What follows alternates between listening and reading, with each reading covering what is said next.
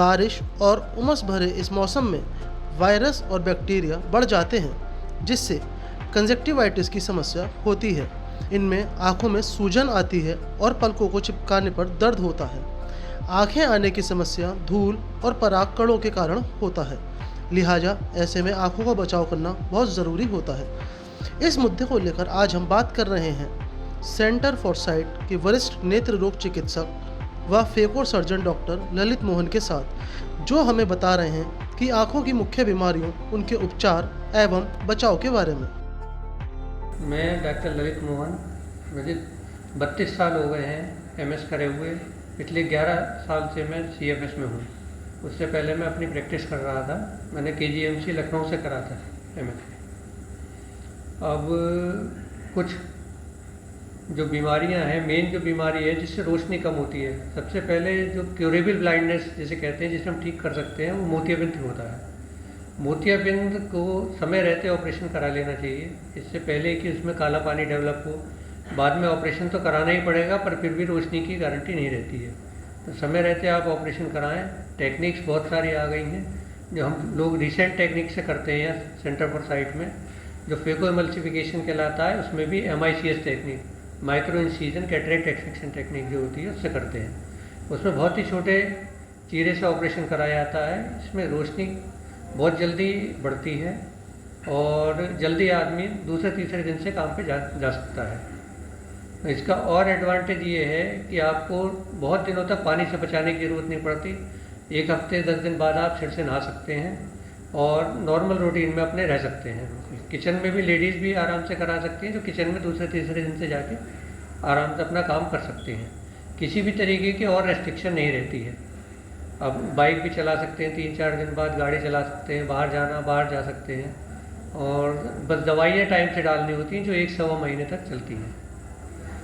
इसके अलावा जिन पेशेंट्स में पॉसिबल नहीं होता है, उसमें दूसरी टेक्निक होती है जिसे SICS कहते हैं, उससे करते हैं। उसमें थोड़ा सा रिकवरी में टाइम ज़्यादा लगता है, क्योंकि चीरे का साइज़ थोड़ा सा बढ़ जाता है। ये तो मोतियाबिंद के बारे में हुआ।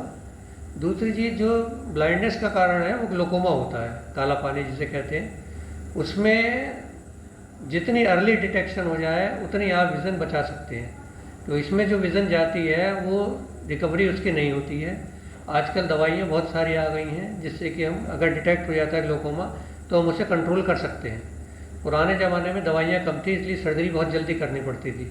आजकल सर्जरी लास्ट रिजॉर्ट रह गया है। आपको दवाई से या लेज़र से आपका इलाज कराया जा सकता है, पर इसमें फॉलोअप बहुत ज़रूरी होता है। जितनी जल्दी आप चेक कराएंगे, जितनी जल्दी डिटेक्ट होगा, उतनी जल्दी आपको डैमेज होने से बचाया जा सकता है। इसमें कुछ टेस्ट होते हैं जिन्हें हमें बार बार कराने की ज़रूरत पड़ती है, देखने के लिए कि दवाई अपना परफेक्ट काम कर रही है या नहीं। 2 कारण तो ये हुए रोशनी कम होने के। तीसरा कारण है जो कॉर्निया में होता है, कॉर्नियल ओपेसिटी हो जाती है, चाहे वो कॉर्नियल अल्सर की वजह से हो या आपके चोट लगने की वजह से हो या किसी और कारण से भी हो सकती है। तो उसी कॉर्निया के लिए भी अगर अल्सर है तो आपको जल्दी से जल्दी दिखवाएं और उसका प्रॉपर ट्रीटमेंट करें। गांव में जैसे लोग डेक्सेन या बेटनीसॉल दवाई डाल लेते हैं, उसका प्रयोग बिल्कुल ना करें, तो इससे अल्सर और बढ़ जाता है। शुरू में तो 1-2 दिन आराम लगता है, फिर जब हमारे पास आते हैं तो अल्सर काफ़ी बड़ा हुआ होता है। फिर जो मेन दवाइयाँ हैं वो भी काम नहीं कर पाती फिर आसानी से, बहुत लंबा समय लगता है। एक बार कॉर्नियल ओपेसिटी अगर पड़ जाती है तो उसके लिए भी आप केरेटोप्लास्टी करके उसे ठीक कर सकते हैं कॉर्नियल ओपेसिटी के लिए। ये 3 मेन चीज़ हैं जिसकी वजह से रोशनी कम होती है। इसके अलावा बच्चों में अगर देखें तो बच्चों में रिफ्रैक्टिव एरर बहुत ज़्यादा पाए जाते हैं, बहुत ज़्यादा डिटेक्ट होते हैं। इसीलिए कुछ स्कूलों ने या कुछ बोर्डों ने कर दिया है कि 5वीं-6वीं क्लास में ही बच्चों का आई टेस्ट होना ज़रूरी है, एक बार बेसिक चेकअप होना, कि जितनी जल्दी डिटेक्ट हो उतनी जल्दी उन्हें चश्मा लगा दिया जाए, जिससे कि उनकी फर्दर विजन डिटोरिएशन ना हो। चश्मे का नंबर तो बदलेगा पर विजन डिटोरिएशन उसका नहीं होगा, चश्मा लगा के ठीक रहेगा। ये कुछ मेन चीज़ें हैं। आजकल जैसे मौसम चल रहा है, इसमें कंजक्टिवाइटिस भी होती है बरसात के दिनों में, तो उससे बचने के लिए अपने हाथ धोते रहें। आँख को छुए नहीं, बिल्कुल हाथ धो के ही छुएँ। जब भी आँख छुएँ, कभी भी आँख में लाली आए या आपको दर्द हो, चुभन हो, तो तुरंत डॉक्टर की सलाह लें, उसके हिसाब से दवाई डालें, अपने आप दवाई नहीं डालें। ये मेन चीज़ तो ये है।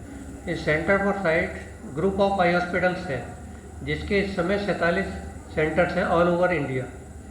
यूपी में इस समय कानपुर, मुरादाबाद और आगरा और गाज़ियाबाद 4 सेंटर काम कर रहे हैं।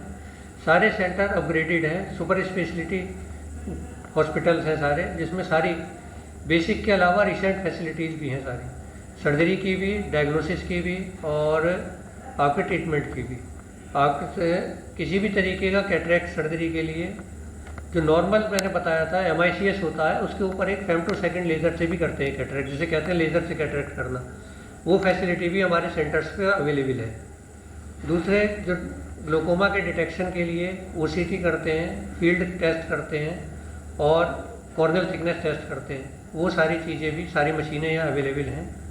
रेटिना के इलाज के लिए जो डायोड लेज़र होता है, उससे पहले एंजियोग्राफी करते हैं, फंडस फोटोग्राफी करते हैं, OCT करते हैं। ये सारे जो डायग्नोस्टिक टूल्स हैं ये भी अवेलेबल हैं।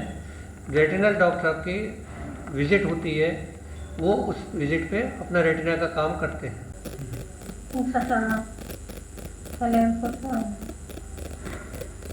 हाँ ठीक हूँ, मतलब ठीक हूँ मेरी ऑपरेशन के बाद।